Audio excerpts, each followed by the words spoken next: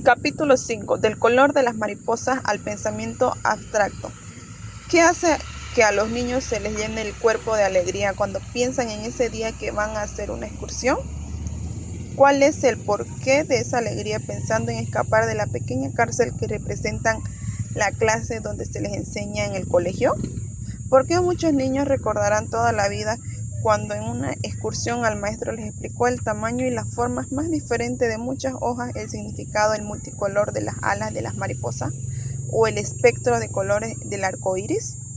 Sin duda, porque ello significa activar los códigos cerebrales profundos herederos a lo largo de los tiempos, en los que aprender y memorizar era consecuencia de la activación de los procesos emocionales que generan la curiosidad y como consecuencia abrir la ventana de la atención de espacios abiertos a todo aquello que es útil y sirve a la supervivencia biológica. Aprender para que un niño de hoy en ese contexto lleno de sentidos tal vez ancestrales de colores y de formas diversas sigue siendo sencillamente placentero e intenso, y eso es también el juego. Ya lo hemos apuntado antes, un mecanismo emocional disfrazado con el que el niño adquiere habilidades y capacidades a través de la vorágine de cambios que realiza su cerebro a grandes velocidades. Un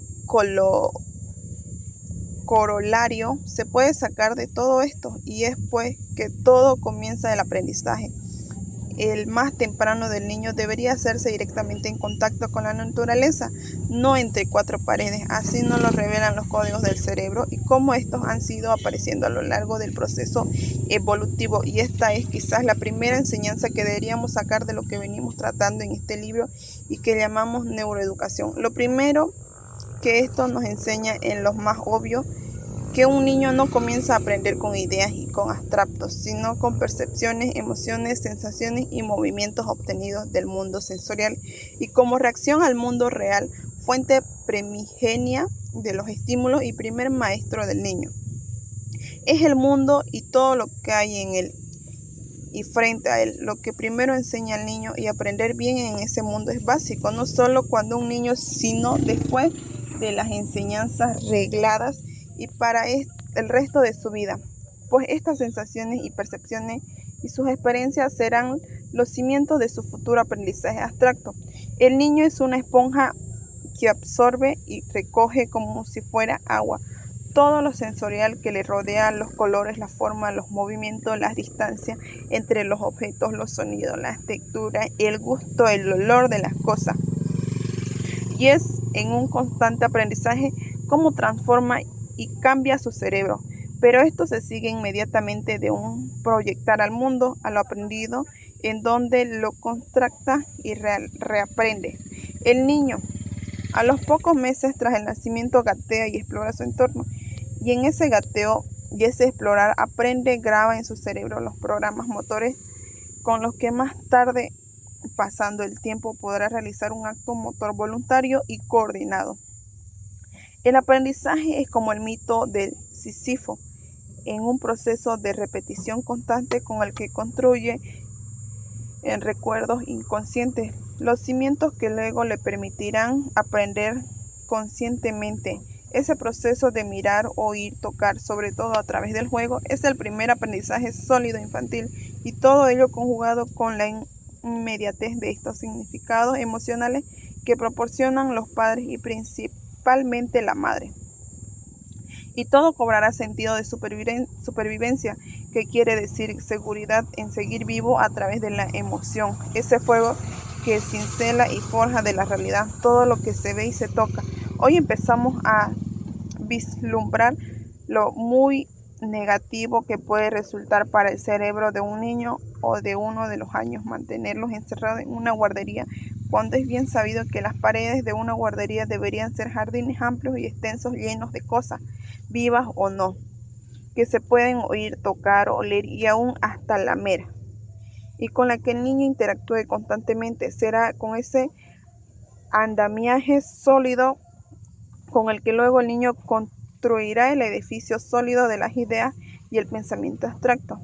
Y es que nunca hay que olvidar el proceso de evolución biológica, porque poco que se puede entender en cualquier área del conocimiento sin tenerlo siempre presente. Y hay que tenerlo en cuenta para entender cómo el proceso de aprendizaje sensorial directo se transformó con el aumento y la complejidad del cerebro, desde pensar con unidades sensoriales concretas, esa flor concreta que tenga delante de mí. Unidades sensoriales abstractas, el concepto de flor que yo tengo en la cabeza, que agrupa a todas las flores concretas que pueden existir y que además de ella misma, esa flor abstracta no existe fuera del mundo, y esta transición tuvo posiblemente su inicio hace nada menos que 1,5 millones de años con aquel primer antecesor Homo, que fue Homo habilis. El cerebro de Homo habilis posiblemente fue la cocina primigenia de la mente humana, esa máquina capaz de nombrar cosas abstractas y de planificar y decidir objetos a alcanzar y comunicarlo, y con ello pasar el lenguaje y el mensaje sensorial y emocional directo con signos onomatopeyas al mensaje simbólico cifrado, así como comenzaron a distinguir las cosas del mundo nombrándolas no con el viejo lenguaje emocional, sino con el nuevo no ético, es decir, con una idea abstracta, siquiera rudo y elemental, y con ello la clasificación de esos abstractos de lo que vemos, flor, hoja, árbol, base elemental del conocimiento tal como hoy lo conocemos. ¿Acaso conocer no arranca claramente de distinguir y clasificar? Sin duda, pero el mensaje importante a transmitir aquí es el de la transición y evolución de ese concreto sensorial al abstracto de las ideas. Para señalar lo importante es aprender desde muy temprano y bien lleno de la realidad. Lo sensorial directo pues es eso que da fundamento sólido para elaborar y aprender bien y transformar después de esos concretos en abstractos. Este proceso de transición que hemos comentado para la evolución se recopila primero en el desarrollo ontogénico del cerebro humano y luego se sigue con los primeros años del niño, ya en contacto directo con el mundo. De todo ello se empieza a sacar algunos principios básicos para la neuroeducación que debería llevarnos a cambiar muchas cosas en el inicio del proceso aprendizaje humano. Insisto en ello, a un niño de 2 o 3 años se le debería enseñar los diferentes tipos de hojas, flores, plantas, animales y todos los infinitos registros de formas, colores en el campo, en la naturaleza, y menos en el aula con dibujos ni tampoco con películas.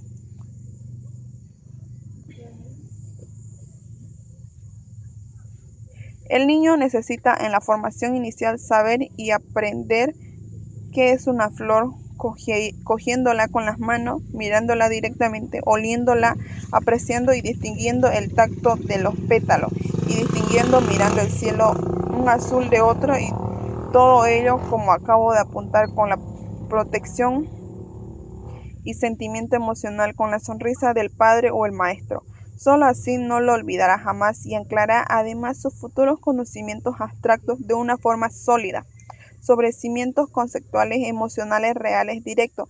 Solo así construirá luego las ideas de forma más consciente y procederá con ellas a las reflexiones y a las construcciones racionales y la hipótesis de una forma más consolidada.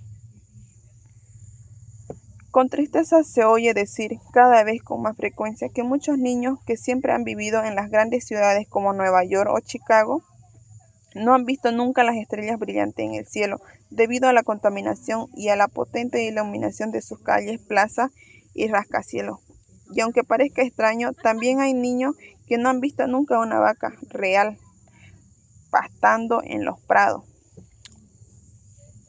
Y es hoy, tras algunos miles de años de civilización, el niño se enfrenta cada vez más temprano con el aprendizaje de ideas y conceptos alejados de aquellos estímulos sensoriales activadores de los códigos más genuinos del cerebro y que venimos comentando.